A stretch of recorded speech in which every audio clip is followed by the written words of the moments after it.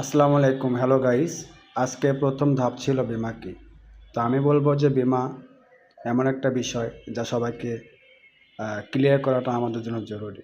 আমি মনে করি বীমা করা থাকলে আপনার আর্থিক নিরাপত্তা এবং সঞ্চয় দুটিই হবে।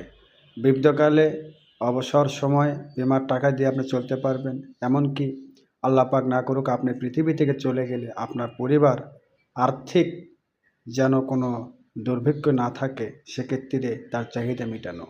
বীমা আরেকটা বিষয় ক্লিয়ার করে অঙ্গহানি।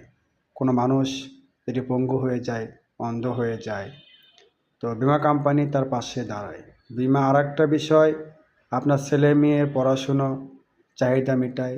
বীমা আরেকটা বিষয় আপনার স্ত্রী কোথায় যাবে যদি আপনি না থাকেন, এই বিষয়টা নিয়ে বীমা কোম্পানি সচেতনমূলক কথা সবসময় আপনাদেরকে বলে থাকে।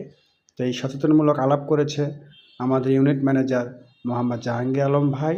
সুন্দরভাবে বোঝাতে পেরেছে মানুষকে বীমা আমাদের কেন